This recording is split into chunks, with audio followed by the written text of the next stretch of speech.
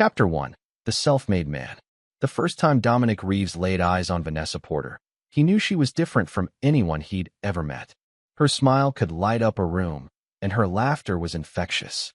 It was at a charity gala in Boston where they first crossed paths. He was there representing his fledgling security company, while she worked for the event organizer. Dominic wasn't born into privilege. Raised by a single mother in a blue-collar neighborhood of Philadelphia, he'd clawed his way up from nothing.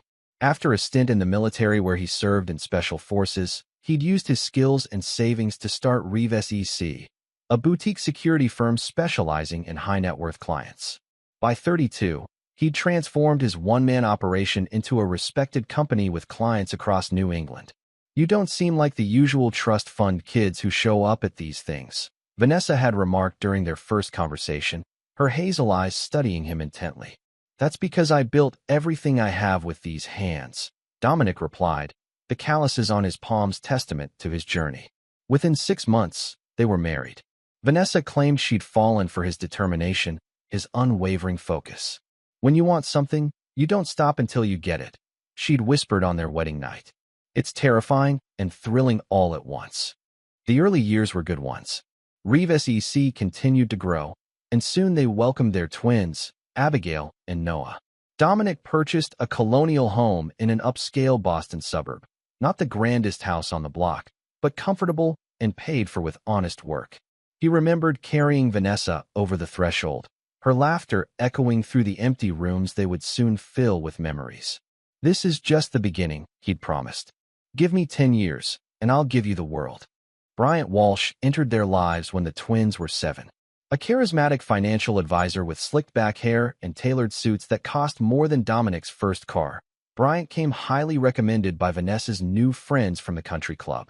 With revengestories expanding rapidly, Dominic needed someone to manage the company's growing assets. "You focus on what you do best, protection, and let me handle growing your wealth," Bryant had said during their first meeting, his smile revealing perfectly whitened teeth. Vanessa had been instantly impressed. "He manages money for the Aldridge family," she'd mentioned repeatedly after Bryant left. The Aldridges were old money, Boston aristocracy dating back generations. Something about Walsh had set off warning bells in Dominic's mind. Perhaps it was the way the man's eyes lingered on Vanessa, or how he spoke of wealth as if it were the only measure of a man's worth. But Dominic had been busy with a major contract, and Vanessa had been insistent. "Don't you want more for the kids?" "For us?" she'd asked. "Bryant knows how to turn money into real wealth." Against his better judgment, Dominic had agreed. That decision would come to haunt him in ways he couldn't yet imagine. As revengestories grew, so did the distance between Dominic and Vanessa. He noticed the changes gradually, designer clothes replacing her modest wardrobe, increasingly frequent girls' trips to New York and Miami, her dissatisfaction with their modest lifestyle despite their comfortable 7-figure income. "The Walshes just bought a summer home in the Hamptons," she'd mentioned casually over dinner. Or, "Abigail says Madison Aldridge's family has a private jet." Dominic had built his life and business on vigilance, on noticing the details others might miss. But sometimes, the things closest to us are the easiest to overlook, or perhaps the hardest to acknowledge. He didn't see the storm brewing in his own home until it was already upon him. Chapter 2. Cracks in the Facade. The first undeniable sign came on Abigail's 15th birthday. Dominic had planned to leave work early to help set up for her party, but an emergency with a high-profile client delayed him. When he finally arrived home, carrying the custom ice sculpture Abigail had requested, the celebration was in full swing.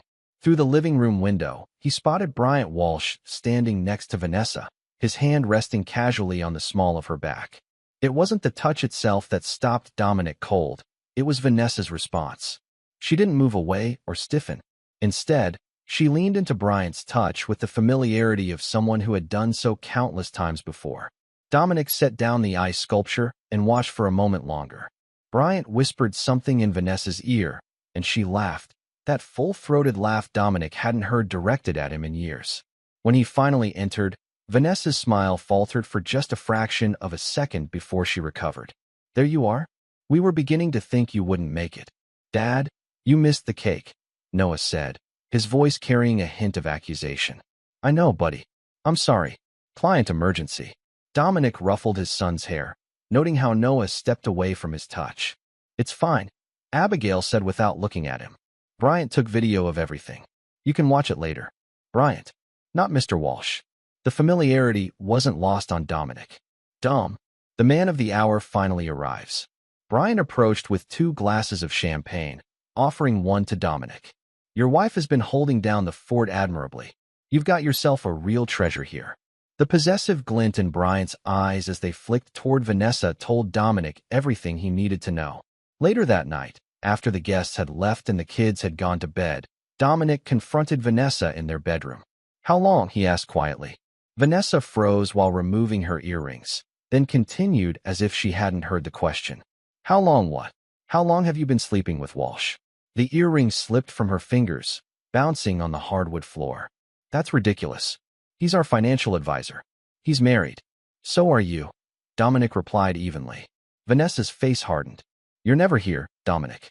You promised me the world, but all I got was a husband who's married to his company. That company pays for everything in this house. Everything you're wearing. Everything the kids have. Money isn't everything. The kids need a father who's present.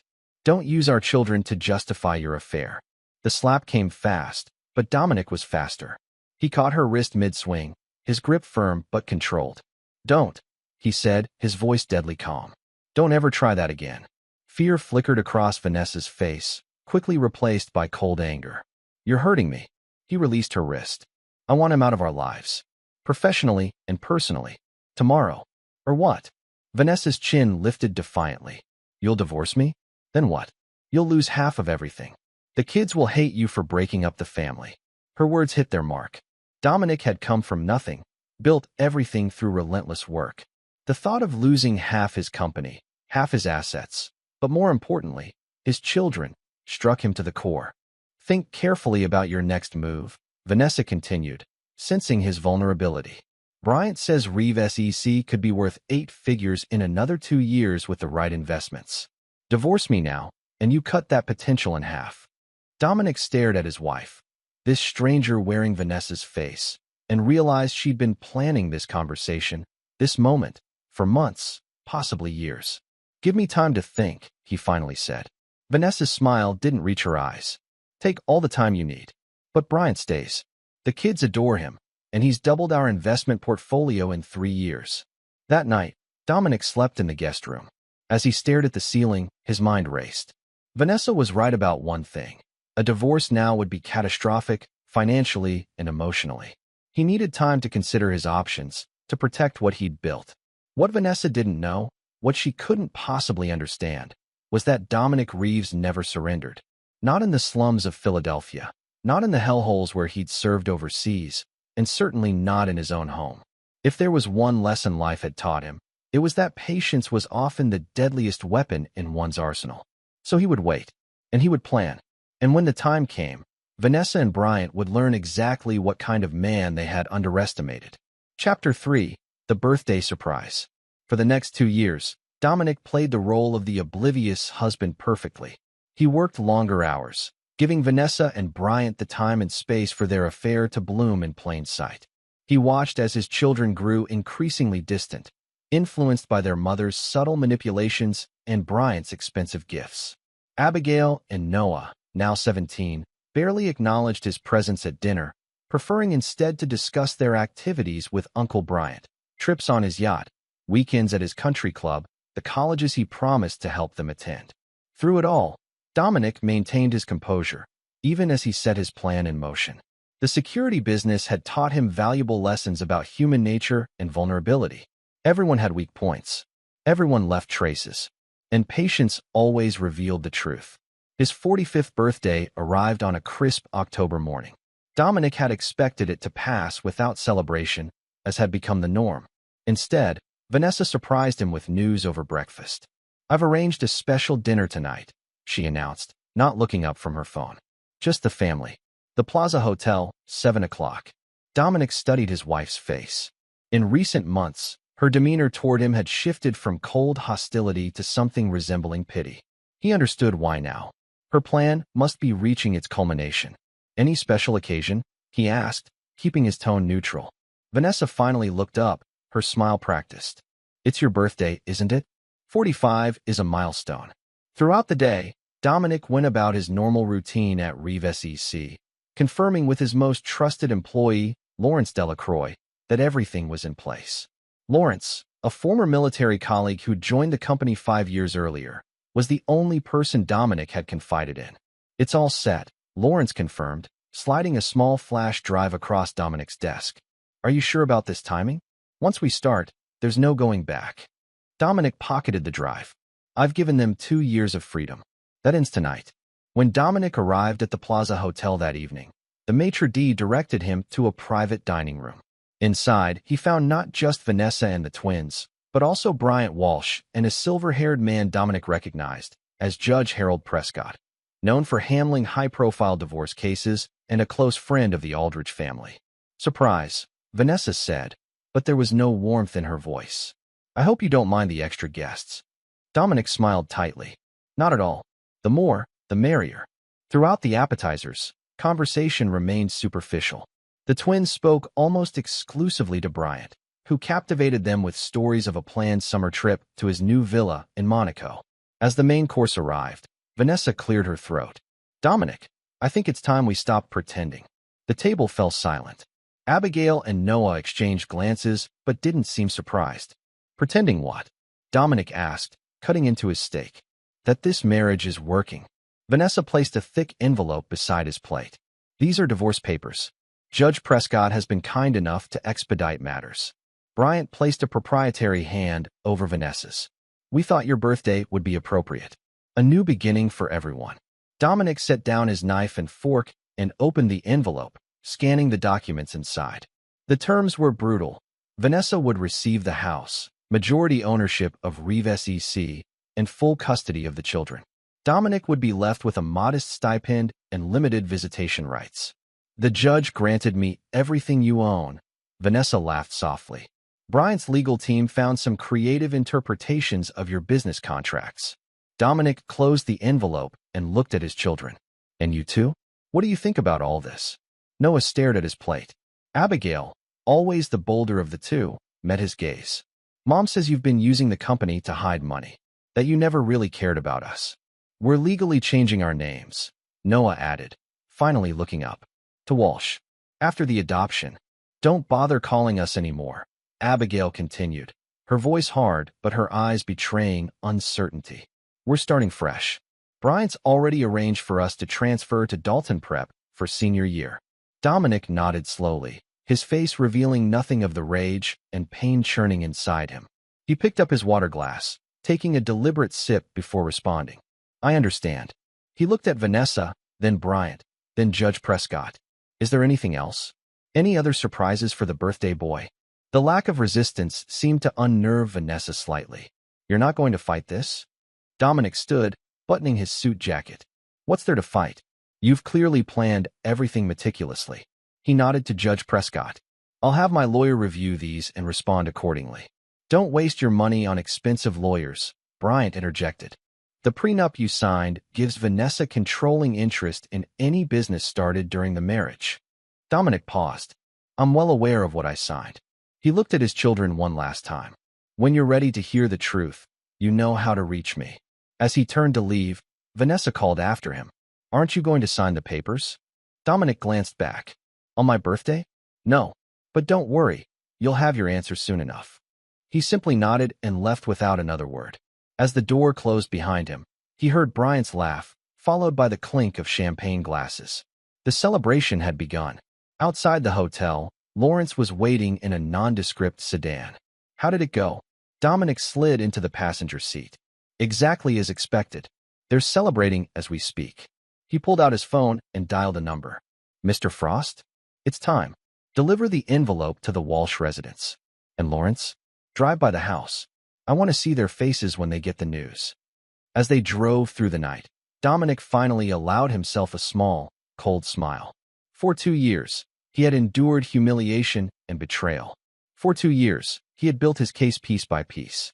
Now, Vanessa, Bryant, and everyone who had chosen their side were about to learn a painful lesson. Dominic Reeves never forgave. And he never, ever forgot. Chapter 4. The Secret Inheritance. As Lawrence's sedan idled near the sprawling Walsh estate, a Georgian colonial significantly grander than the home Dominic had provided for his family, Dominic watched Gerald Frost, his attorney, approach the gate with a manila envelope in hand. Frost, a razor-sharp litigator with a reputation for ruthless efficiency, had been working with Dominic for the past 18 months, ever since Dominic had first confirmed the affair. What Vanessa didn't know, what Bryant's expert legal team had failed to discover, was that Gerald Frost specialized in asset protection and had helped Dominic prepare for this very scenario long before Vanessa had contemplated divorce. Through the car's tinted windows, Dominic observed as the security guard accepted the envelope and disappeared inside the mansion. 10 minutes later, Dominic's phone buzzed with a text from Frost. Delivered. Response as expected. Circle back, Dominic instructed Lawrence. As they approached the estate again, they could see frantic activity through the windows. People moving rapidly, gesturing wildly. Dominic's phone rang. Vanessa. He let it go to voicemail. It rang again immediately. And again. Aren't you going to answer? Lawrence asked. Not yet.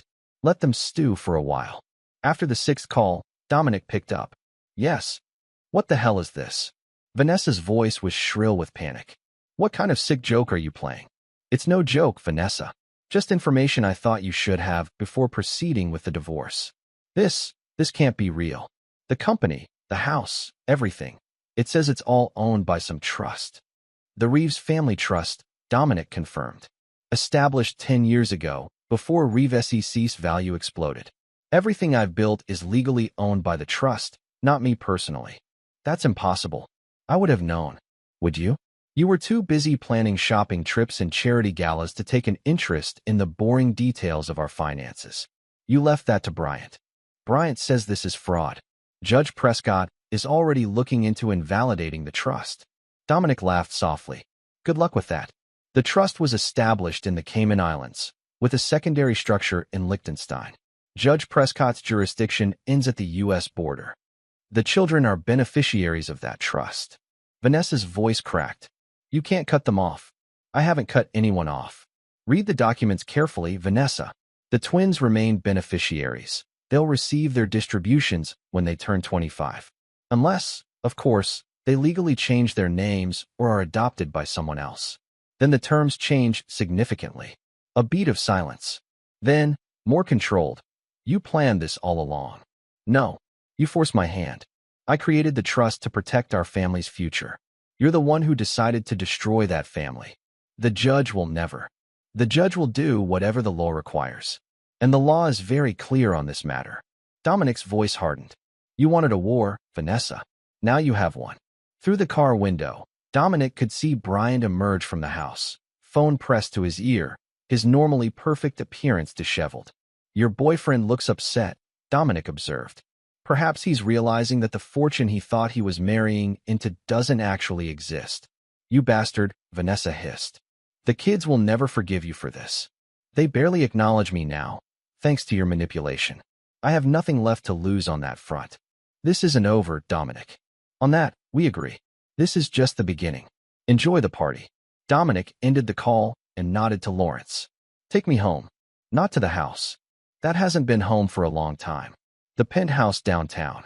As they drove away from the Walsh estate, Dominic felt no joy, no triumph, only grim determination. Phase 1 was complete. Vanessa and Bryant now understood that the financial windfall they'd anticipated wouldn't materialize. But that was merely the opening move in a much larger game. The next morning, Dominic was awakened by a call from Gerald Frost. They've been busy, Frost reported. Bryant's team filed emergency motions all night, trying to freeze the trust assets. Judge Prescott signed some of them, but they're essentially worthless against the international structure. And Vanessa? She's demanding a meeting. Says she wants to discuss a reasonable settlement. Dominic smiled coldly. Set it up. My office, 3 o'clock. When Vanessa arrived at Reeves headquarters, she was alone. No Bryant, no lawyers. She'd clearly made an effort with her appearance, wearing the conservative blue dress Dominic had always admired, her makeup subtle, her expression contrite. You look tired, she observed as she took a seat across from him. Cut the concerned wife act, Vanessa. What do you want? Her facade cracked slightly. Fine. I want to discuss reasonable terms. This trust nonsense is just a negotiating tactic. I understand that. So let's negotiate. There's nothing to negotiate.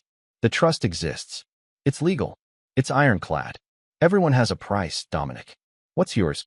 You still don't get it, do you? Dominic leaned forward. This isn't about money. This is about justice. Vanessa's eyes narrowed. Justice? You're punishing the children for my mistakes. I've punished no one. I've protected what's theirs from a man who saw them as nothing more than a path to wealth. Bryant loves them. Bryant loves what they represent. Access to money he didn't earn. Tell me, what happens to his affection when he realizes there's nothing to gain? Vanessa's silence was answer enough. The children remain beneficiaries, Dominic continued. They'll have everything they need for college, for their futures. But you and Walsh, you get nothing. So I'm supposed to live on what? Air. You'll receive exactly what the prenup stipulates in case of infidelity. $300,000. A fair amount for 12 years and 2 children. Vanessa's laugh was brittle. You expect me to survive on that? The country club membership alone costs half that annually. Then perhaps it's time to reconsider your priorities. Rising from her chair, Vanessa's expression hardened. You've made a mistake, Dominic. A big one. Bryant has connections you can't imagine. Threaten me again, and the offer drops to the legal minimum. As she reached the door, Vanessa paused. The children want to know if you'll be at Noah's recital next week. The question caught Dominic off guard. Noah's cello recitals had once been sacrosanct events in his calendar, but it had been over a year since he'd been invited to one. Will I be welcome? They're still your children, regardless of what's happening between us. Dominic nodded slowly. Then I'll be there. After Vanessa left, Lawrence entered the office. You know it's a trap, right? Of course it is, Dominic replied. But sometimes you have to walk into a trap to spring a bigger one. Chapter 5. The Recital Revelation.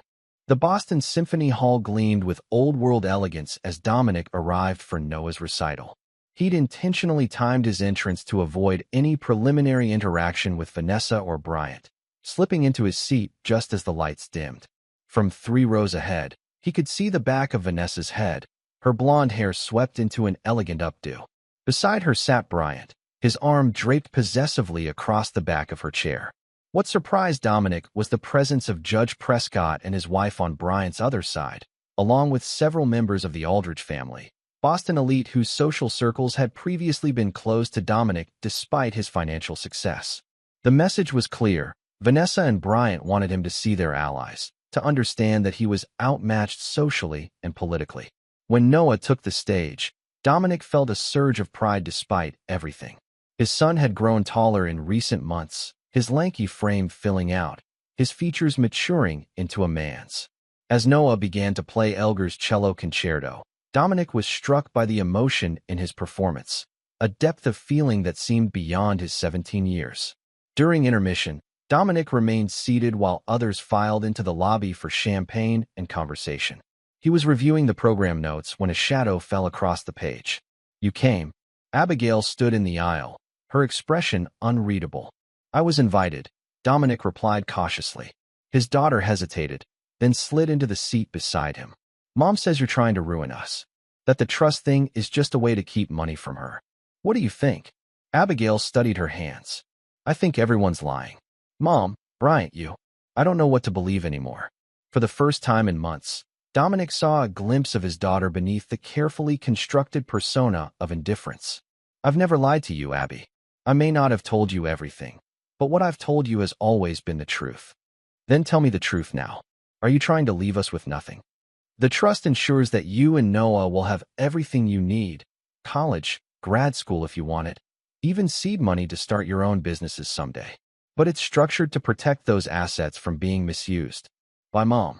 Dominic chose his words carefully. By anyone who doesn't have your best interests at heart. Abigail's eyes, so like his own, searched his face. Bryant says he's going to adopt us after the divorce. That it will be better for everyone. The statement was meant to hurt him, and it did. But Dominic had anticipated this move. That's your choice to make. But before you decide, you should have all the facts. He reached into his jacket pocket and removed a small envelope, offering it to Abigail. Don't open this here. Wait until you're alone. Abigail stared at the envelope. What is it? Information that might help you understand why your mother and Bryant are so desperate to rush this divorce through. The lights flickered, signaling the end of intermission. Abigail pocketed the envelope and stood. I have to go. Mom will wonder where I am. Abby, Dominic called softly as she turned to leave. Whatever you decide, I'll always be your father. Nothing changes that. Something flickered across Abigail's face. Uncertainty, perhaps even a hint of the affection that had once been freely given, before she hurried back to her seat. The second half of the recital passed in a blur, Dominic's mind racing with possibilities. Had he reached Abigail? Would she read the contents of the envelope? Or would her loyalty to Vanessa, cultivated through years of subtle manipulation, prevail? As the final notes of Noah's solo performance faded, the audience erupted in applause. Dominic stood with the rest, his eyes fixed on his son, willing Noah to look his way. For a brief moment, their eyes met across the crowded hall, and Noah gave an almost imperceptible nod before his gaze slid away. It wasn't much, but it was something, a crack in the wall Vanessa had built between Dominic and his children. Following the recital, Dominic purposely lingered near the exit, knowing Vanessa would need to pass him on her way out. When she appeared, flanked by Bryant and the twins, her smile faltered slightly before recovering. Dominic, I'm glad you could make it. Her voice carried just enough warmth to seem genuine to onlookers. Noah was exceptional, Dominic replied, addressing his son directly. You've improved tremendously since I last heard you play. Before Noah could respond, Bryant stepped forward, extending his hand. Reeves, good of you to show support despite the circumstances. Dominic ignored the offered hand. My relationship with my children is none of your concern, Walsh. Bryant's smile tightened. Well, that may change soon enough. The adoption papers are already being processed. Is that so? Dominic looked past Bryant to where Judge Prescott was conversing with members of the Aldridge family. You seem very confident in the outcome. The judge is an old family friend, Bryant replied, lowering his voice. He understands what's best for the children. And what's best for your investment portfolio, I imagine. Bryant's composure slipped for a moment, his eyes flashing with anger. You know, for a man about to lose everything, you're remarkably calm. I've already lost what matters most, Dominic replied, his gaze shifting to his children. Everything else is just details. As the group moved past him toward the exit, Abigail paused, falling slightly behind. Dad? She whispered, barely audible. I'll read it tonight. Before Dominic could respond, she hurried after her mother, leaving him standing alone in the rapidly emptying hall. Lawrence was waiting outside in the car. How did it go? Abigail took the envelope. Now we wait. And if she doesn't act on it? Dominic stared out at the Boston skyline, the city lights reflecting off the Charles River. Then we moved to Plan B. But my daughter is smarter than Vanessa gives her credit for. She'll connect the dots. At 2 a.m, Dominic's phone rang. Abigail, I need to see you, she said without preamble, her voice tight with emotion. Now? And bring the files from the other envelope, the one you mentioned in your note. Where are you? At Layla's house. Mom thinks I'm at a sleepover. Layla Martinez had been Abigail's best friend since elementary school, one of the few connections Vanessa hadn't managed to sever. I'll be there in 20 minutes. When Dominic arrived at the Martinez home, Abigail was waiting on the front steps, her face pale in the streetlight. Without a word, she led him to Layla's father's study, where they could talk privately. Is it true? She demanded as soon as the door closed behind them. Everything in those files. Dominic nodded. Every word. Every document. Every transaction. Bryant's been embezzling from his clients? From the Aldridges? Not just embezzling. Running a sophisticated Ponzi scheme.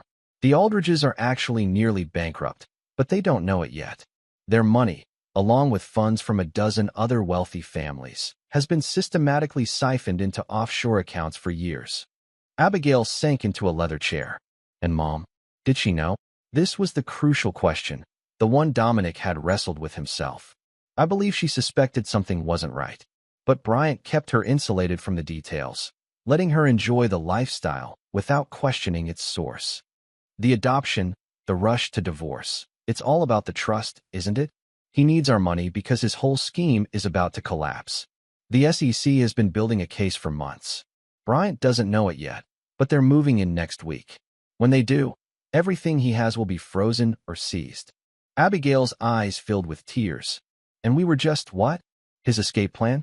His new source of funds once the scheme collapsed.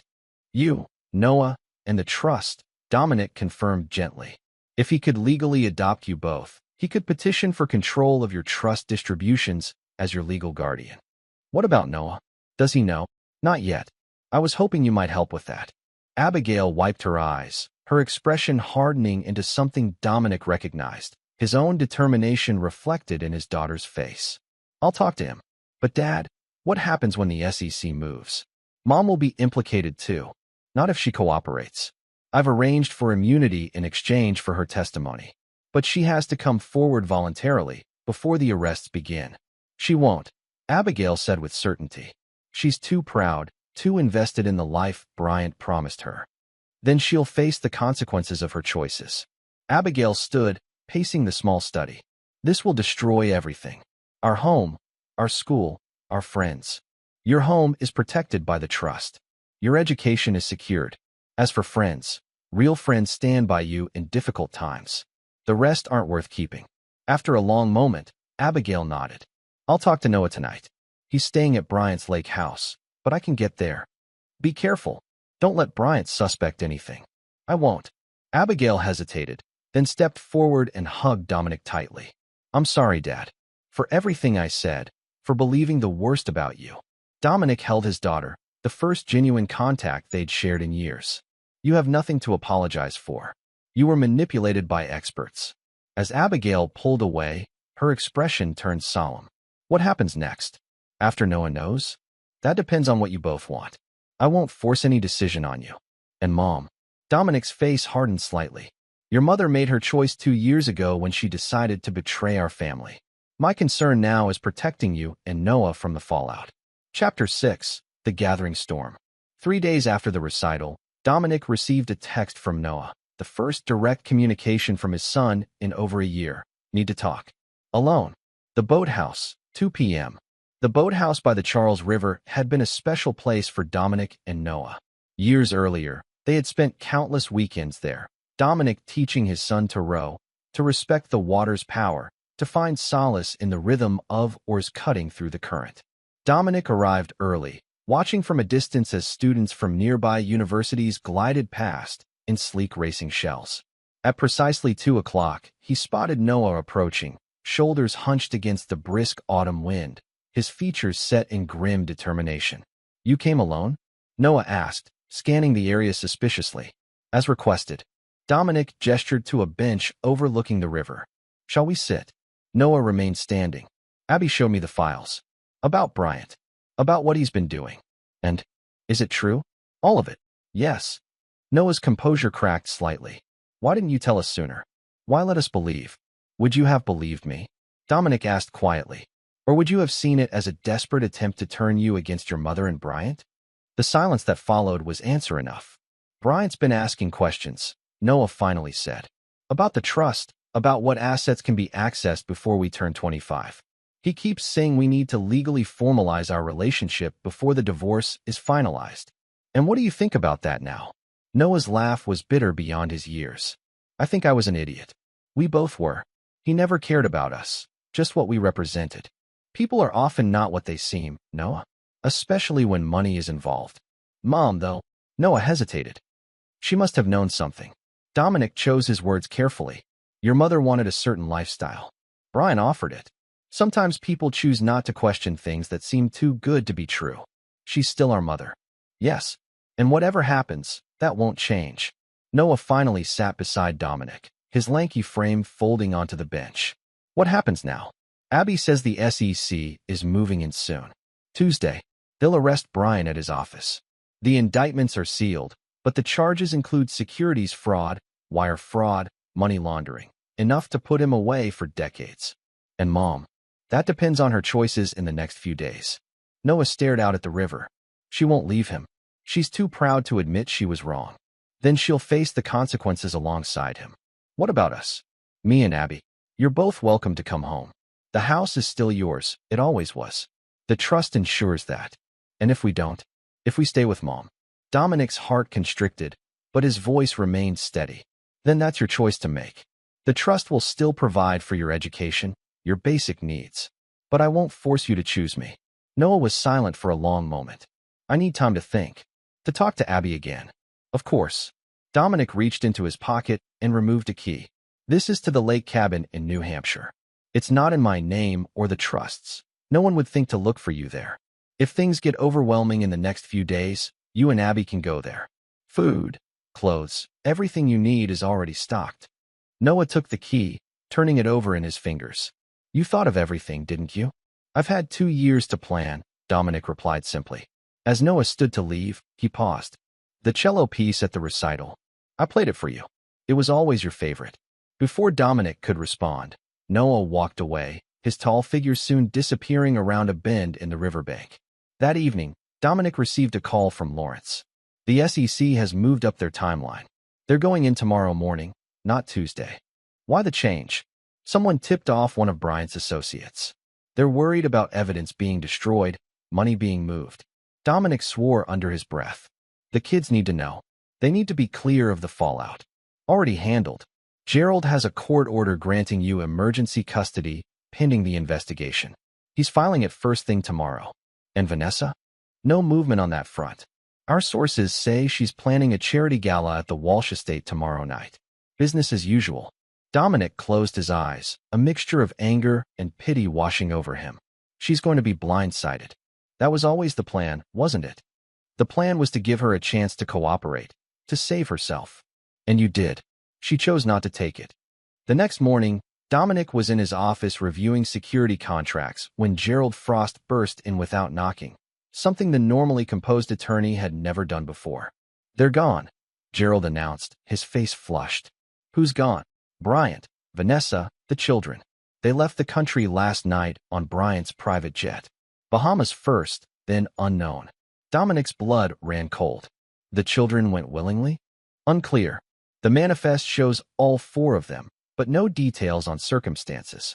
Dominic was already reaching for his phone when it buzzed with a text from an unknown number. Dad. Trapped. Mom, Bryant forcing us. Bahamas, then Switzerland. Help.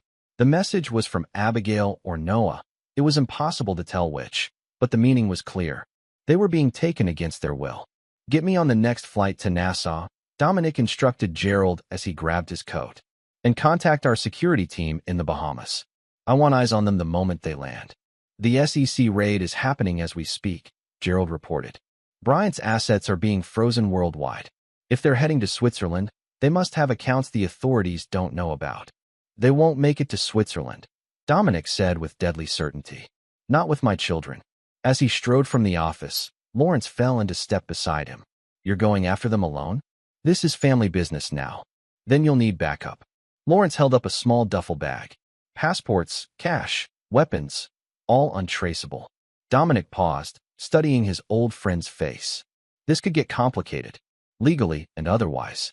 Lawrence's smile was grim. Since when has that stopped us? 6 hours later, Dominic and Lawrence were in Nassau, where Bryant kept a luxury condo in a gated oceanfront community. Local security, privately contracted through a subsidiary of RevSEC, confirmed that the Walsh party had arrived, but reported unusual activity. The children are being kept separate from the adults, reported Ramon Diaz, head of the Bahamas security team. Guards posted outside their rooms. No one in or out without Walsh's express permission. So they're essentially prisoners, Dominic said quietly. It appears so, sir. We've also intercepted communications about a yacht departing tonight, destination St. Moritz. Switzerland doesn't have coastline, Lawrence noted. The yacht goes to Italy. Private transportation from there, Ramon explained. Standard route for those looking to avoid official scrutiny. Dominic considered his options. A direct confrontation would put the children at risk. Legal channels would move too slowly. He needed a precision approach. Get me the building schematics, he instructed Ramon, and find out which rooms the children are in. By nightfall, Dominic had a plan. The condo's security system was sophisticated but not impenetrable, especially not to someone who designed such systems for a living. With Ramon's team creating a distraction at the main gate, Dominic and Lawrence would access the building through the service entrance, neutralize the guards, and extract Abigail and Noah. What about Vanessa and Bryant? Lawrence asked as they prepared. Not our concern, Dominic replied coldly. Once the children are safe, the authorities can handle the rest. At precisely midnight, the operation began.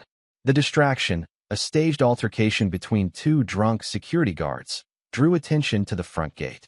Meanwhile, Dominic and Lawrence, dressed as maintenance workers, slipped through the service entrance and made their way to the 11th floor where the Walsh condo occupied the entire east wing. The first guard went down silently, incapacitated by Lawrence's precise application of a sedative-filled syringe. The second required more persuasion, a swift blow to the throat followed by pressure to the carotid artery, rendering him unconscious within seconds. Inside the condo, Dominic moved with the silent efficiency that had once made him an elite soldier. The layout matched the schematics perfectly. Master suite to the left, guest rooms to the right, expansive living area in between. He found Abigail first, her door locked from the outside. A simple pick took care of that obstacle. She was sitting on the bed, fully dressed, a small backpack beside her. "I knew you'd come," she whispered, embracing him briefly before pulling back. "Noah's next door?" "They took our phones, but I managed to send that text from a staff member's phone." "Smart girl. Where are Vanessa and Bryant?" "Master suite. They've been arguing all day. Bryant's contacts at the bank called. Something about accounts being frozen." Dominic nodded. The SEC moved faster than expected. "Stay here with Lawrence while I get Noah." Noah's room was also locked, but unlike his sister, he was sound asleep, unnaturally so. "They drugged him," Abigail explained when Dominic carried Noah back to her room. He overheard Bryant talking about selling the trust assets and refused to cooperate with the adoption papers. Bryant had his doctor give Noah something to calm him down. Rage unlike anything Dominic had felt in years coursed through him. "Can he travel?" "In a few hours, maybe." Whatever they gave him was strong. "We don't have a few hours." Dominic turned to Lawrence. "Change of plans. I need you to get the kids to the safe house in Key West. I'll follow once I've dealt with Vanessa and Bryant." "Dad, no," Abigail protested. "Just leave them. The authorities. We'll move too slowly," Dominic finished. "Bryant has connections everywhere, contingency plans we don't know about. I need to make sure he can't come after you again." Lawrence hesitated. "Are you sure about this?"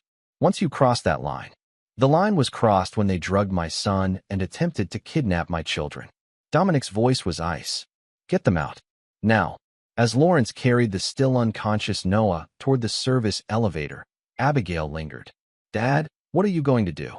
Dominic kissed his daughter's forehead. "What I should have done 2 years ago. Now go. I'll meet you in Key West by tomorrow night." Once Abigail had joined Lawrence in the elevator, Dominic turned toward the master suite, his expression hardening into something primitive and dangerous. For 2 years, he had played by the rules, had used the system to his advantage. But drugging Noah, forcing the children to flee the country, those weren't the actions of people who respected rules or boundaries. It was time Vanessa and Bryant understood exactly who they had chosen to betray. Chapter 7. The Confrontation. The master suite of Bryant's Bahamas condo was a study in opulence. Italian marble, custom furnishings, floor-to-ceiling windows offering panoramic views of the moonlit Caribbean. Dominic moved through the darkness with practiced ease, the skills honed during his military years returning like muscle memory. From the adjoining sitting room, he could hear Vanessa and Bryant arguing in hushed, urgent tones. "Don't understand," Bryant was saying, his voice strained. "These aren't just normal accounts being frozen. They're seizing everything. The houses, the yacht, even the art collection." "You said you had contingencies," Vanessa hissed back. "Secret accounts, offshore holdings." "I do. But moving money takes time, especially with this much scrutiny. The Swiss accounts should still be secure, but we need to get there, establish residency." "And the children? What about them?" "Noah is practically comatose thanks to whatever your doctor friend gave him. A mild sedative, nothing more. He'll be fine by morning and more compliant. Once we're in Switzerland, we'll finalize the adoption paperwork with my contacts there. The trust distributions will come through regardless of U.S. legal proceedings. And if Dominic comes after us? You know he will." Bryant's laugh was dismissive. "Dominic is a predictable man. He'll work through legal channels, file motions, petition courts. By the time he navigates the international legal system, we'll be established in Zurich with new identities and access to the trust." "You don't know him like I do," Vanessa warned. He's not just the businessman you've seen. There's another side to him, something from before we met. Something dangerous. Please. The man makes his living installing alarm systems for rich widows. He's a glorified security guard. Dominic had heard enough. He stepped into the bedroom doorway, his silhouette framed against the dim light from the sitting room. You should have listened to her, Bryant. She's right about that much, at least. Vanessa gasped, while Bryant fumbled for something in the nightstand. A gun, Dominic presumed. With 2 swift strides, Dominic crossed the room and slammed Bryant's head against the nightstand before he could retrieve the weapon. Bryant crumpled to the floor, dazed but conscious. Dominic. How? Vanessa backed away, her eyes wild with fear. The children are gone, Dominic informed her calmly. Already on their way back to the United States under armed escort. You can't do that. Legally there. Save it, Vanessa. No court in the world will side with parents who drugged their son and attempted to flee the country with stolen money. Bryant struggled to his feet, blood trickling from a cut on his forehead. This is breaking and entering. Assault. I'll have you arrested. By whom? Dominic gestured to the window, where distant sirens could be heard approaching the complex. That would be the Bahamian authorities, responding to an anonymous tip about an American fugitive hiding stolen securities in this very condo. The color drained from Bryant's face. You're bluffing. The same tip might have mentioned the private yacht scheduled for departure tonight, and the counterfeit passports in the wall safe behind that garish painting. Dominic nodded toward a large abstract canvas dominating one wall. You really should vary your hiding places, Bryant. The same safe configuration in every property? Amateur. Vanessa looked between the 2 men, calculation replacing fear in her eyes. What do you want, Dominic? There must be something we can offer. Some arrangement. Did you know he drugged our son? Dominic interrupted, his voice dangerously soft. Did you approve that decision, Vanessa? She hesitated just a fraction too long. Of course not. I would never. Don't lie to me. Dominic's control slipped momentarily, his voice rising to a roar that made both Vanessa and Bryant flinch. Not now? Not after everything. Composing himself with visible effort, Dominic continued. Here's what happens next. The authorities will arrest Bryant for financial crimes, attempted kidnapping, and drugging a minor. You, Vanessa, have a choice. What choice? She whispered. Cooperation or complicity. The SEC and FBI already have enough evidence to charge you as an accessory. But with your testimony, immunity might still be possible. Bryant gave a harsh laugh. She won't testify against me. She's as involved as I am. Every luxury she enjoyed came from those stolen funds. Is that true? Dominic asked Vanessa directly. She couldn't meet his eyes. I didn't know specifics. I just didn't ask questions when I should have. And now our children have paid the price for your willful ignorance. Dominic turned as the sirens grew louder, now just outside the building. You have about 2 minutes to decide, Vanessa. Cooperate or go down with him. Bryant lunged suddenly, reaching again for the nightstand drawer. This time, he managed to extract a small pistol, swinging it wildly between Dominic and Vanessa. Nobody's cooperating with anything. We're leaving now, all of us. Bryant, put that down, Vanessa pleaded. You're making things worse. Worse. Bryant's laugh was unhinged. They're going to send me to prison for 30 years. There is no worse. There's always worse, Dominic said quietly, not backing away despite the gun now pointed directly at his chest. Prison is just time. Death is permanent. Something in Dominic's tone, the absolute certainty, the lack of fear, seemed to penetrate Bryant's panic. His hand wavered slightly. You wouldn't. I've killed before, Bryant. In service to my country, but killed nonetheless. What makes you think I wouldn't do the same to protect my children? Before Bryant could respond, the suite's front door exploded inward, followed by shouted commands in English and Spanish. Police. Weapons down. Hands where we can see them. Bryant swung toward the noise, gun still in hand, a fatal mistake. 2 shots rang out, and Bryant crumpled to the floor, blood blooming across his expensive silk pajamas. In the chaos that followed, Dominic found himself handcuffed and seated in the living room alongside Vanessa, both of them being questioned by Bahamian police and FBI agents who had apparently been coordinating with local authorities. Mr. Reeves, a senior FBI agent, addressed him after confirming his identity. We have some questions about your presence here tonight. I came for my children, Dominic replied simply. They were being taken out of the country against their will. We've already located your son and daughter. They're safe, under the protection of U.S. consular officials. The agent glanced at his notes. Your associate, Mr. Delacroix, has provided a full statement. Vanessa, who had been silent since Bryant's shooting, finally spoke. Is Bryant? Mr. Walsh is alive, but in critical condition, the agent informed her. He's been transported to Nassau Medical Center under guard. Turning back to Dominic, the agent continued. Your attorney, Mr. Frost, has also contacted us with documentation regarding the attempted abduction of your children. Given the circumstances, we're inclined to view your actions as those of a concerned parent rather than criminal in nature. And what about her? Dominic nodded toward Vanessa, who sat pale and shaking on an adjacent sofa. That depends on Mrs. Reeves' level of cooperation. The agent addressed Vanessa directly. We already have substantial evidence linking you to Mr. Walsh's financial schemes. Your choice now is whether to mitigate the consequences through full cooperation. Vanessa looked at Dominic, her eyes pleading. I didn't know about Noah. I swear it. Bryant said it was just something to help him sleep on the flight. But you knew about the rest, Dominic stated flatly. The fraud, the stolen money, the plan to take the children out of the country permanently. After a long moment, Vanessa nodded almost imperceptibly. Yes, I knew. Not all the details, but enough. Then you've made your choice, Dominic said, rising as an agent removed his handcuffs. Goodbye, Vanessa. As he walked toward the door, Vanessa called after him. Dominic, wait. The children, will you tell them I'm sorry? Dominic paused, but didn't turn around. They're old enough to form their own opinions about your actions. I won't influence them either way. And us? After everything we were to each other. At this, Dominic finally turned.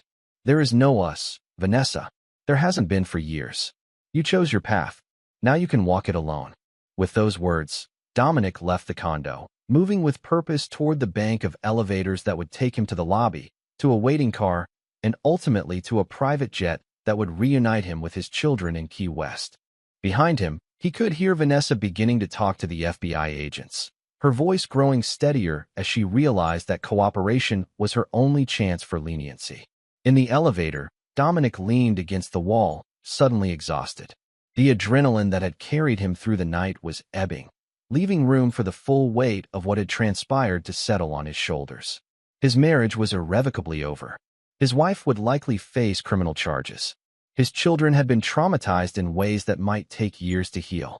Yet through it all, one certainty remained. He had protected what mattered most. His children were safe, and the threat Bryant posed had been neutralized. As the elevator doors opened onto the lobby, Dominic straightened his shoulders and stepped forward into whatever came next. Chapter 8. The Reckoning. The Key West Safe House, a modest Spanish colonial tucked away on a quiet street far from the tourist areas, had served as Dominic's personal retreat for years. Few people knew of its existence. Even Vanessa had visited only once, early in their marriage, before she had decided the location was too remote, too lacking in social opportunities to be worthwhile. Now, as Dominic approached the wrought iron gate that shielded the property from the street, he felt a profound sense of coming home, not to a place, but to a version of himself he had suppressed during his years of playing the successful businessman and family man. Lawrence met him at the door, his expression grim. They're asleep. Noah finally came around about 4 hours ago, disoriented but otherwise okay. The doctor says whatever they gave him was a common benzodiazepine, nothing exotic. And Abigail? Holding up better than you'd expect. Strong kid, that one. Reminds me of you. Dominic managed a tired smile. Her mother would hate that comparison. Inside, the house was cool and quiet, ceiling fans stirring the air, scented with jasmine from the courtyard garden.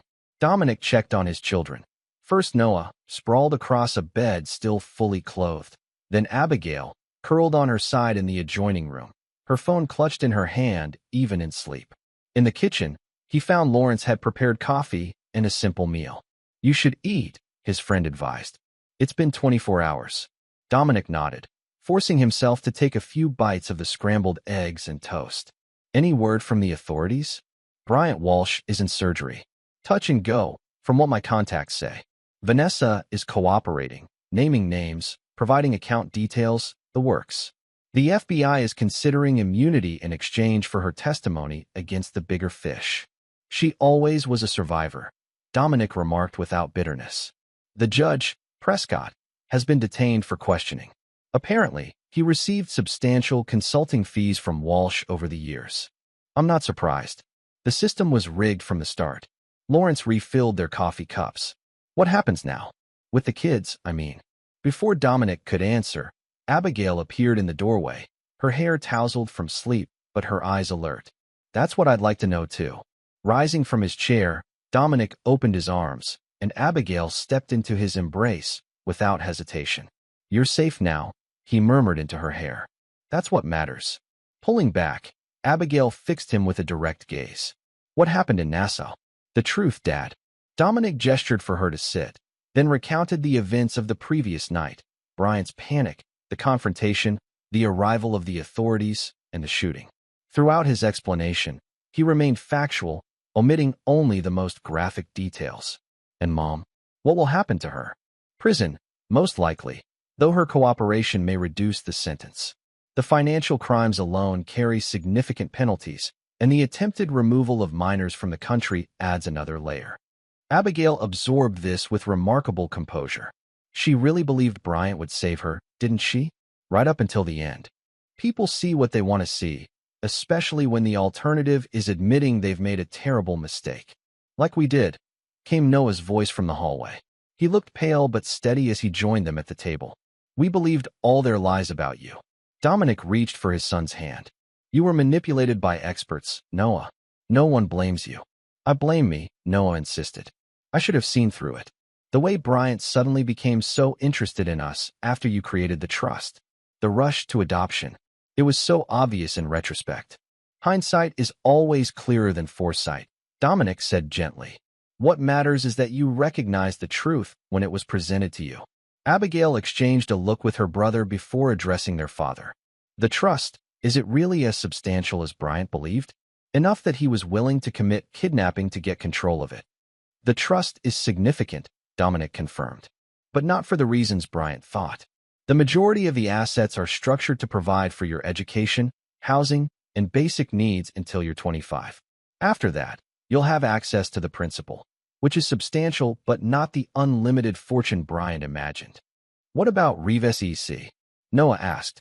Bryant kept saying it was worth 8 figures, maybe 9 with the right management. Dominic smiled slightly. Revengestories is valuable, yes. But its true worth isn't in its current contracts or assets. It's in its potential, and in the subsidiary companies most people don't know about.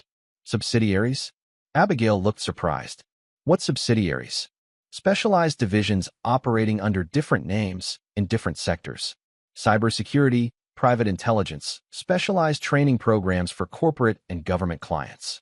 I kept them separate from the main company for precisely this scenario, to protect them from any potential legal complications involving revengestories itself. And Bryant never knew about them? Noah asked, impressed despite himself. Bryant saw what I wanted him to see. A successful but straightforward security company that would make him rich, but not wealthy. The real wealth was always hidden beneath layers of corporate structures he never bothered to investigate fully. Lawrence, who had been quietly observing the family reunion, cleared his throat. The media is starting to pick up the story. Walsh's arrest, the financial scandal. It's going to be everywhere by tomorrow. Abigail's face fell. Everyone will know. School, our friends. Which is why you both have a decision to make, Dominic said. We can stay and weather the storm, deal with the publicity, the questions, the inevitable social fallout. Or we can make a fresh start somewhere else, at least until the worst of it blows over. Where? Noah asked. I have properties in several places, London, Singapore, a ranch in Montana. The choice is yours. The twins exchanged another look, communicating silently in that way they had since childhood. Finally, Noah spoke for both of them. We want to stay with you, Dad, wherever that is. But not Boston, Abigail added firmly. Not where everyone knows us as the Walsh kids now. Dominic nodded. Montana, then. It's peaceful, remote. Good schools nearby, or private tutors if you prefer. And when you're ready for college, you can go anywhere you choose. What about Mom? Noah asked quietly. Will we see her again? Dominic chose his words carefully. That's entirely up to you. Whatever she's done, she's still your mother. I won't stand in the way of any relationship you choose to maintain with her. Even after everything she did to you. Abigail sounded skeptical. What she did to me is between us. Your relationship with her is separate. Lawrence's phone buzzed with an incoming message. After reading it, he looked up grimly. Bryant Walsh died on the operating table 20 minutes ago. Complications from the gunshot wounds. A heavy silence settled over the kitchen. Finally, Dominic spoke. That changes things legally. For Vanessa, primarily. Is she going to be charged with his crimes now? Noah asked. Possibly as an accessory, depending on what evidence emerges. But without Bryant to testify against, her value as a witness diminishes. Abigail's expression hardened. Good. Let her face the consequences. Dominic studied his daughter, concerned by the coldness in her voice. Abby, revenge isn't a path I'd recommend. I've walked it. I know where it leads. Isn't that exactly what you did, though? Set up the trust, gather evidence. Wait for the right moment to strike back. I protected what was mine. You, Noah, the company I built. But I never sought revenge for its own sake. What's the difference? Noah challenged. Dominic considered the question seriously. Intent. Protection looks forward, seeking to secure the future. Revenge looks backward, trying to balance accounts that can never truly be balanced. The conversation was interrupted by Lawrence's phone ringing again. This time, the call was brief, but it left him looking troubled. What is it?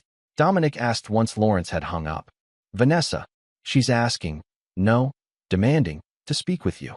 Says it's about the children. Dominic glanced at the twins, who were watching him intently. What do you think? Should I take the call? Again, that silent communication passed between them before Abigail answered. We want to hear what she has to say. Put it on speaker. Dominic nodded to Lawrence, who dialed back the number. When Vanessa's voice filled the kitchen, it was strained but controlled. Dominic? Can you hear me? I'm here. Abigail and Noah are with me, on speaker. A sharp intake of breath. The children? Are they all right? We're fine, Mom. Abigail replied coolly. No thanks to you or Bryant. Abby, please. You have to understand. Understand what? Noah interrupted. That you drugged me? That you were going to take us to Switzerland and never come back? That you chose Bryant over your own family? It wasn't like that, Vanessa insisted. Bryant said.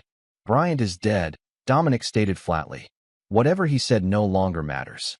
Silence, then a soft sob. Dead? How? He died during surgery. The official cause hasn't been released. They'll blame me, Vanessa whispered. Without him to corroborate my testimony, they'll say I was equally responsible. Dominic, please, you have to help me. For the children's sake. The naked desperation in her voice might once have moved Dominic, but now he felt only a distant pity. What exactly are you asking for, Vanessa? Testimony. Character witness. Anything to show I was manipulated too, that I didn't understand the extent of what was happening. But you did, Abigail said before Dominic could respond. You knew enough to try to take us out of the country. You knew enough to lie to us about Dad for years. I was protecting you. No. Noah's voice was quiet but firm. You were protecting yourself. Your lifestyle. Your reputation. Noah, please. We're done, Mom, Abigail declared. Maybe someday we can talk again, but not now. Not after what you've done. Vanessa's voice took on an edge of panic. Dominic, don't let them do this. Don't turn them against me. The children are making their own decisions, Dominic replied evenly. Just as you made yours. You promised. Vanessa cried. When the FBI was questioning me, you said you wouldn't influence them against me. And I haven't.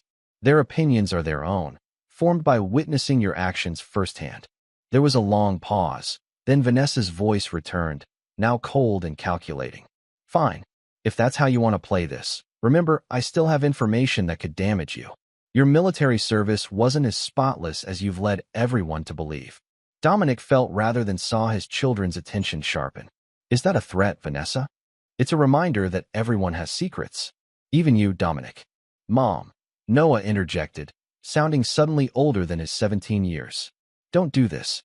Don't make it worse. I'm fighting for my life here, Vanessa replied. For my freedom. Surely you can understand that.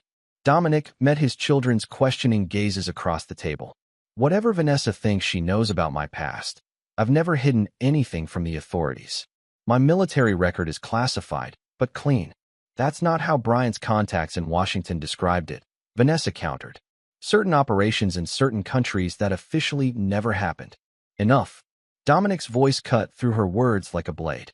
If you want to trade information with the prosecutors, go ahead. But leave the children out of it. I just want to see them. Talk to them face to face. Is that so much to ask? Abigail and Noah exchanged another look before Noah responded. Not now, Mom. We need time. Time for what? For your father to poison you completely against me? No, Abigail said firmly. Time to figure out who we are outside of your lies and Bryant's manipulation. Time to decide what kind of relationship we want with either of you going forward. Vanessa's laugh was bitter. So that's it. After everything I've sacrificed for you. What exactly did you sacrifice, Mom? Noah asked quietly. Your integrity? Your honor? Those weren't sacrifices. They were choices. The call ended abruptly as Vanessa hung up. In the silence that followed, Dominic studied his children with a mixture of pride and concern. Are you both all right? Abigail nodded slowly. I think so. It's just strange, hearing her try to manipulate us even now.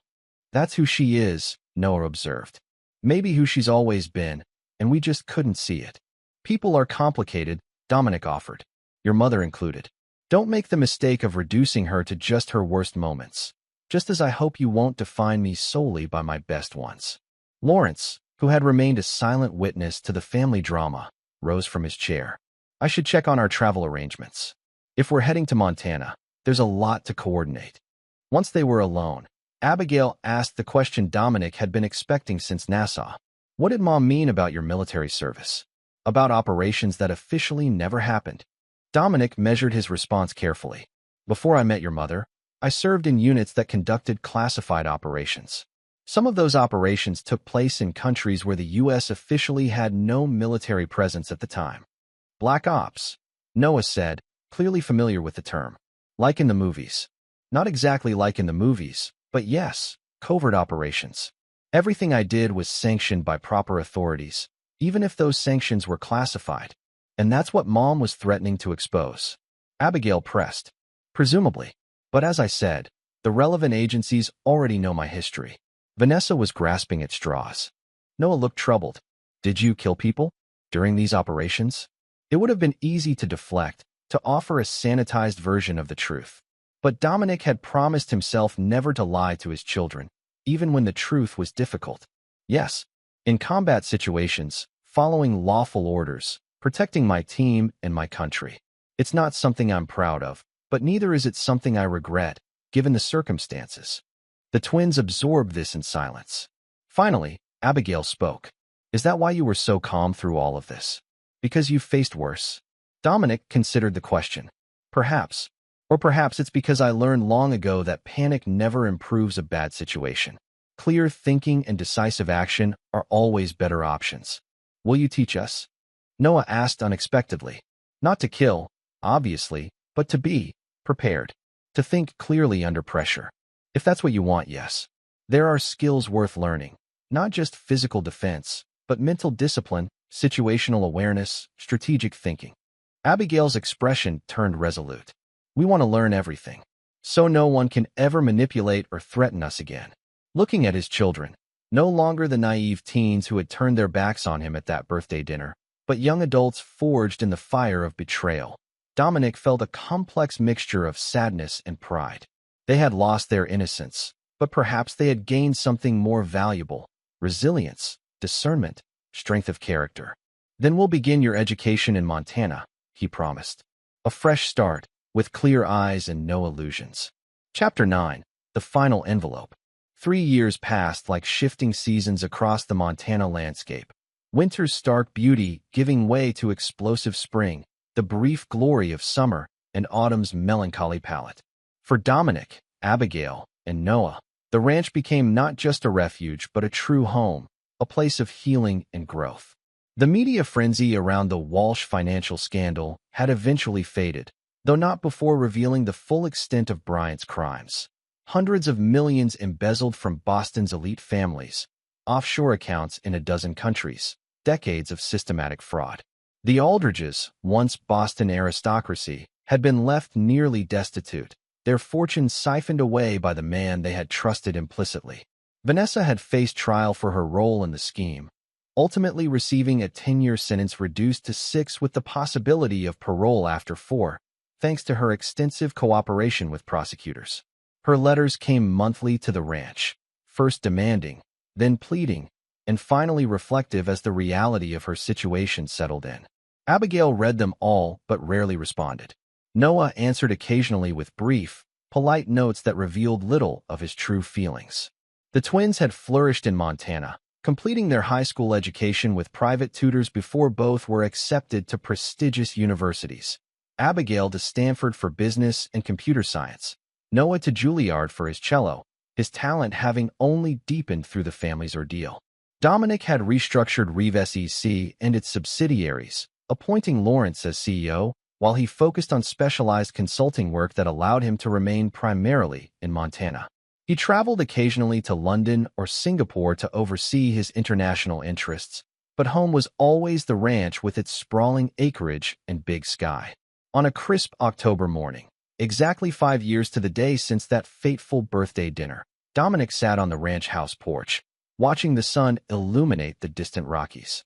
Abigail and Noah, home for fall break, joined him with mugs of coffee. "Happy birthday, Dad," Abigail said, kissing his cheek before settling into an adjacent chair. "The big 5-0, Noah added with a grin. "Half a century," Dominic smiled. "When did you two become so grown up?" "Somewhere between the kidnapping attempt and learning to fly the helicopter," Abigail replied dryly, referring to the pilot's license she'd earned the previous summer, one of many skills she'd mastered under Dominic's guidance. Noah's phone buzzed with an incoming text. After reading it, he glanced at his sister. "It's from Mom. She's being released next week. Early parole for good behavior." "I know," Dominic said. "Her lawyer contacted me yesterday." Abigail's expression tightened. "She wants to see us, I assume?" "She does. But that decision is entirely yours, both of you. I've maintained my promise not to influence your relationship with her." "What about you?" Noah asked. "Will you see her?" Dominic considered the question. "I haven't decided. There's little left to say between us." The conversation was interrupted by the sound of an approaching vehicle, unusual for the isolated ranch. Lawrence's black SUV appeared on the long driveway, dust billowing behind it as it approached the house. "I didn't know Lawrence was visiting," Abigail remarked as they watched the vehicle park beside Dominic's truck. Lawrence emerged looking grave, carrying a leather document case. He nodded to the twins before addressing Dominic. "Sorry to intrude on family time, but this couldn't wait." "What is it?" Dominic asked, rising to greet his friend. Lawrence glanced at Abigail and Noah. "Perhaps we should speak privately." "Whatever it is, they can hear it," Dominic said firmly. "No more secrets in this family." With a nod, Lawrence opened the document case and extracted a thick manila envelope. "This arrived at the Boston office yesterday, addressed to you. It's from Judge Prescott." Dominic raised an eyebrow. Harold Prescott had received a 15-year sentence for his role in Bryant's schemes, the harsh penalty reflecting his abuse of judicial authority. "What does he want?" "He's dying. Terminal cancer. The prison medical facility gives him less than a month." Lawrence handed over the envelope. "He says it's important, a final confession of sorts." Inside the envelope, Dominic found a handwritten letter and a small USB drive. The letter was brief but startling. "Dominic, as I face my mortality, I find myself compelled to unburden my conscience of one final secret. The attached records reveal the truth about Bryant Walsh's most insidious scheme, one that directly affected your family in ways you don't yet realize. The adoption papers Bryant prepared for your children were not merely a ploy to access the trust. They were part of a contingency plan established years earlier, with origins that will disturb you deeply. I was complicit in this, as in so many of Bryant's endeavors, and for that, I can only offer my profound apology. It will not absolve me, but perhaps it will bring you clarity. Harold Prescott." Dominic handed the letter to the twins, who read it together, their expressions growing increasingly troubled. "What's on the drive?" Noah asked. Dominic inserted the USB into his laptop, which Lawrence had brought from the car. The drive contained a single folder labeled Reeves Walsh, with dozens of documents inside: emails, financial records, legal filings, and DNA test results. As they pored over the materials, a shocking narrative emerged. Bryant Walsh's interest in the Reeves family had begun long before he was introduced as a financial advisor. He had targeted Dominic specifically, inserting himself into their lives with meticulous planning. "Look at this," Abigail said, pointing to an email exchange between Bryant and an unnamed associate dated nearly 15 years earlier. They were tracking Dad's business from the beginning, looking for a way in. But why? Noah wondered. Reeve SEC wasn't that valuable back then. The answer came in a password-protected file titled Contingency Authorization. Once decrypted, it revealed the final, devastating piece of the puzzle. Bryant Walsh had been working for Victor Aldrich, patriarch of the Aldrich family, to systematically destroy Dominic Reeves. The reason? During one of Dominic's classified military operations, he had been forced to make a decision that resulted in the death of Aldrich's youngest son, a CIA operative embedded with Dominic's team. "This can't be real," Abigail whispered, reading the document with growing horror. Aldrich blamed Dad for his son's death, even though it was classified as a necessary tactical decision. "So he hired Bryant to infiltrate our lives," Noah continued, "to get close to Mom, to turn her against Dad, to eventually gain control of everything Dad had built. And ultimately to adopt you both," Dominic added quietly. "Victor Aldrich couldn't bring back his son, so he sought to take mine. To make my children legally his grandchildren through Bryant's adoption and subsequent marriage to his daughter Catherine." "Catherine Aldrich?" Abigail looked up sharply. Bryant was going to leave Mom for Catherine once the adoption was finalized. Lawrence nodded grimly. "According to these documents, yes. Vanessa was always just a means to an end." The revelation landed like a physical blow. Dominic had known Bryant was manipulative, knew he had targeted the Reeves family deliberately, but this level of calculated malice, spanning over a decade, was staggering. "Does Mom know about this?" Noah asked, looking pale. "I don't think so," Dominic replied after careful consideration. "According to these emails, she was considered an unwitting asset. Bryant seduced her to gain access to our family, but he never revealed the larger plan." Abigail's expression hardened as she continued reading. It wasn't just Bryant. The Aldriches used their influence to pressure Judge Prescott, to fast-track the divorce proceedings, to ensure Dad would lose everything. "And when my own precautions complicated their plan, they became desperate," Dominic added. "Hence the kidnapping attempt, the rush to get you both out of the country." Lawrence, who had been reviewing the financial records, looked up with dawning comprehension.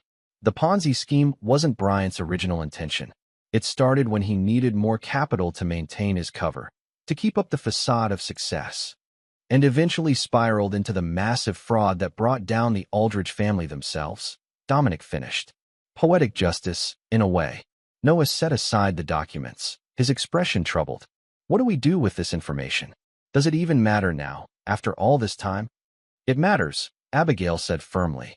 "It means Mom was a victim too, in a way. Manipulated as part of a revenge plot she knew nothing about." Dominic considered this carefully. "Perhaps, though it doesn't excuse her choices once the manipulation began. But it might explain them," Noah suggested. "Bryant was specifically targeting her vulnerabilities, executing a plan designed by professionals to break apart our family." A heavy silence fell over the porch as they all processed the implications. Finally, Dominic spoke. "The question now is whether this information changes anything for any of us.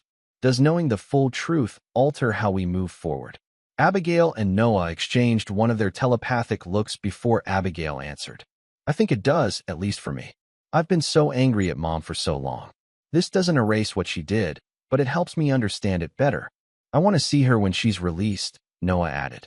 "Not to reconcile completely, but at least to talk." With this new context, Dominic nodded, respecting their decision. "And Victor Aldrich? The man who orchestrated all of this. What about him?" Lawrence asked. "He lost everything in the financial scandal," Dominic noted. "His fortune, his social standing, even his historic family home. His revenge plot not only failed but backfired spectacularly." "Is that enough?" Abigail wondered. "After what he tried to do to our family?" Dominic studied his daughter's face, recognizing the steely determination that mirrored his own. "What are you suggesting?" "I'm not suggesting anything. I'm asking what you think. Is justice served, or is there an outstanding debt?" It was a crucial question, one that would define not just Dominic's response to this revelation, but the moral example he set for his children. 5 years earlier, he might have answered differently. Now, after watching Abigail and Noah rebuild their lives with courage and integrity, he found his perspective had shifted. Victor Aldridge has suffered the consequences of his actions, Dominic said finally. His son's death was a tragedy, one that I regret deeply, even though the decision I made was necessary to save others. But his response, attempting to destroy an innocent family, has brought him nothing but further loss. So we do nothing? Noah seemed surprised. I didn't say that. Dominic's smile was faint but resolute. We live well. We continue building something meaningful from the ashes of what was destroyed. We refuse to be defined by the hatred others tried to inscribe upon our story. For a long moment, the four of them sat in silence, watching the Montana sun illuminate the distant mountains. Then Abigail reached for her father's hand. That's the best revenge of all, isn't it? Showing Victor Aldridge, showing everyone, that they failed, that they couldn't break us, no matter how hard they tried. Precisely, Dominic confirmed. Some might call it forgiveness, but it's not quite that. It's something stronger, the recognition that they no longer hold any power over us. Noah considered this, then nodded slowly. So when Mom is released next week, we'll meet with her, Dominic decided, surprising himself with the certainty in his voice. All of us together. We'll show her the documents, explain what we've learned. After that, each of us can decide individually what kind of relationship we want moving forward. Even you? Abigail asked, studying her father's face. After everything? Dominic thought carefully before answering. I'll never trust Vanessa again. What we had is irrevocably broken. But hatred requires energy I'm no longer willing to expend. Lawrence, who had remained silent during this exchange, spoke up. What about Judge Prescott's confession? Should it be made public? No, Dominic said firmly. Let him take this secret to his grave. The Aldridge name has already been dragged through enough mud. Catherine Aldridge was likely as much a pawn in her father's scheme as Vanessa was in Bryant's. As Lawrence prepared to leave, promising to return for dinner, Dominic and the twins remained on the porch, the mountains before them, the revelations of the past behind them. The path forward was not without complications, but it was theirs to define. Happy birthday, Dad, Noah said again, this time with deeper meaning. I think this might be the beginning of something new for all of us. Dominic nodded, feeling a sense of peace that had eluded him for years. The beginning, not the end. That's what matters most. As the autumn sun warmed their faces, Dominic Reeves understood that his greatest victory wasn't in the revenge he had executed 5 years earlier, but in the family that had emerged stronger from its crucible. A family bound not by blind loyalty or obligation, but by clear-eyed understanding and conscious choice. That, more than any act of retribution, was a legacy worth building. This is where our story comes to an end. Share your thoughts in the comments section. Thanks for your time. If you enjoy this story, please subscribe to this channel. Click on the video you see on the screen, and I will see you there.